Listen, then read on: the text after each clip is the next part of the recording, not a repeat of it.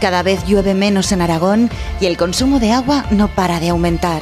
Racionalizar los usos del agua del río y proteger los organismos que forman parte de él son las prioridades de un grupo de investigadores.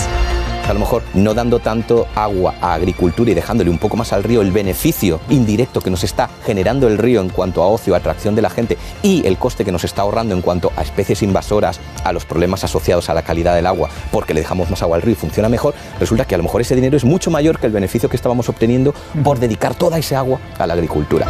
En nuestras aguas existen parásitos como las amebas, pero ¿sabemos realmente qué son? Más pillado, o sea... No sé. No tengo ni idea. Como un parásito que está dentro del cuerpo. Un grupo de investigadores en Aragón trabaja identificando las variedades de amebas, sus efectos positivos, pero también sus peligros.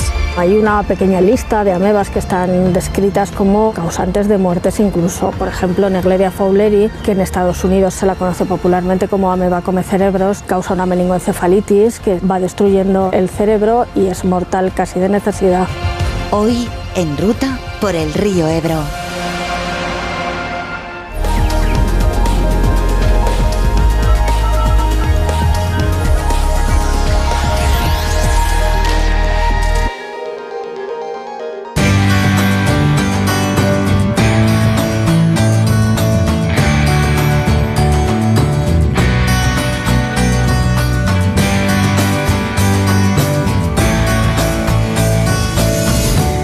Enrique Navarro es doctor en biología. Actualmente investiga en el Instituto Pirenaico de Ecología y, entre otros proyectos, coordina la red temática de ecotoxicología del CSIC. Hoy hablamos del Ebro, icono de nuestra comunidad, fuente importante de recursos, también a veces de disgustos. El Ebro cada vez lleva menos caudal. Enrique, tú estudias la salud de nuestro río. ¿Qué le pasa al Ebro? Bueno, pues al Ebro le pasan demasiadas cosas. El principal problema que tiene el Ebro es que lleva menos agua de la que le tocaría. Entonces, cuanto menos agua lleva el río, eso siempre va a redundar en una pérdida de calidad del agua y del ecosistema que alberga. Entonces, bueno, por poner unos números, en los años 60 el Ebro estaba desaguando en el mar Mediterráneo unos 18.000 hectómetros cúbicos y en el último decenio el promedio de agua que ha estado desaguando está en torno a los 8.000, 9.000 hectómetros cúbicos. Hemos perdido casi la mitad del caudal. ¿Sabemos cuál es la causa de esta reducción? Bueno, hay diferentes causas. Habría una causa de base que es que está lloviendo menos, pero es que además de que esté lloviendo menos, hemos incrementado muchísimo el consumo de agua, el agua que extraemos del río para generar nuestra agricultura, para generar industria, para dar agua de boca a las ciudades. Entonces estamos en un sistema dentro del cual estamos dejando menos agua al río de la que le tocaría para mantenerse en buen estado. Algo que me ha llamado la atención cuando hablas de un río, que no se trata simplemente de una corriente de agua, ¿no? Que es todo un ecosistema, que hay cosas de las que uno ni siquiera es consciente, ¿no? De los impactos que tiene. Sí, hay que considerar que el río es un continuo. Es un continuo desde el nacimiento hasta la desembocadura. El agua va circulando, va cambiando en sus características físicas, químicas, va cambiando poco a poco en las comunidades de organismos que encontramos. No es lo mismo los organismos que encontramos en el nacimiento, en la cabecera, que los que encontramos en la desembocadura. Si quieres encontrar truchas o salmones, tienes que ir a aguas claras, transparentes, con mucho oxígeno, que son los tramos altos de los ríos. Y hay otros peces, pues como los barbos y algunos otros, que les gusta ir a buscar el sedimento en aguas turbias, que los encontrarás en los tramos bajos, ¿no? Pues con ese ejemplo vemos que el río es un continuo, es un gradiente de cambio, pero no solamente de nacimiento a desembocadura, es que el río también presenta una continuidad entre el agua que vemos en el cauce y los laterales, las zonas de ribera, las zonas de inundación, porque el agua que lleva el río no solamente la que estamos viendo en el canal, también circula agua por debajo de su cauce. Encontraremos agua que está circulando mucho más lentamente que la que vemos y además el agua se infiltra por los laterales. Es por eso cumple también una función, ¿no? Claro, porque es en esas zonas, por ejemplo, donde los microorganismos nos ayudan a depurar el agua del río, a limpiar el exceso de nutrientes que llega al río como consecuencia de la escorrentía que llega desde zonas agrícolas o de los vertidos que no están bien depurados de las ciudades, y por eso se dice que el río tiene una capacidad de autodepuración. Por ese servicio ecosistémico tiene una capacidad de carga límite. Si la superamos, el sistema se rompe. Y si no dejamos suficiente agua, también se rompe, porque no tenemos espacio para que los organismos puedan desarrollar su actividad como les tocaría. Controlar el Ebro en toda su cuenca es el trabajo que realiza desde hace más de 90 años la Confederación Hidrográfica del Ebro. Para conocer su estado, Han instalado una serie de sensores a lo largo de todo su recorrido y es en el centro de control del Sistema Automático de Información Hidrológica donde mejor se conoce el estado del río Ebro. Aquí se reciben unas 10.000 datos cada 15 minutos de diferentes sensores instalados por la cuenca de lluvia, caudales. Esto nos permite ir tomando decisiones, a veces en periodo de tranquilidad, cómo se distribuye el agua de los usuarios, y en momentos de situaciones de crecida se toman decisiones importantes en un comité de crisis que se constituye para reducir los daños que puedan provocar estas crecidas en las llanuras de inundación, ¿no?, de los ríos. Gracias a sus redes de control, que estudian tanto aspectos físico-químicos como biológicos, controlan aspectos como la depuración de los vertidos al río. En vista de lo que tú dices, me parece claro que si queremos hacer una gestión sostenible y a largo plazo hay que tener muy en cuenta pues bueno, el tipo de actuaciones que se hacen, y tú eres muy crítico con algunas prácticas que se hacen a corto plazo. Sí, claro, por ejemplo, aquí estamos viendo el azud que se construyó para la Expo, y el azud va contra todo lo que yo consideraría como un criterio de gestión sostenible de un río. ¿Por qué?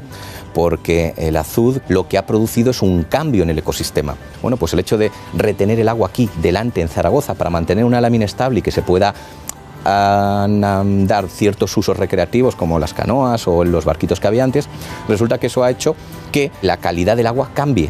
Y cambie a peor. ¿Por qué? Porque al tener el agua quieta, lo que hacemos es fomentar la sedimentación, porque el agua tiene menos fuerza, arrastra menos los sedimentos, con lo cual el hecho de retener el agua está haciendo que cada vez se sedimenten más los materiales que el río arrastra. Luego, además, al mantener estable la lámina de agua, facilitas la entrada de especies invasoras que necesitan tener un nivel constante de agua. Entonces, si mantienes siempre estable, pues facilitas, por ejemplo, que llegue el mejillón cebra, o que los insectos puedan poner sus puestas, la famosa mosca negra. Facilitas que llegue la mosca negra manteniendo el nivel estable. Hay veces que si pudiéramos evaluar económicamente los servicios que nos presta un río en buen estado, nos daríamos cuenta que es mucho mejor dejarlo tranquilo y no gastar dinero en hacer cosas. Esto es precisamente, tenéis un proyecto en el que tratáis de tener en cuenta todas estas cuestiones, ¿no?, a la hora de estimar el impacto económico.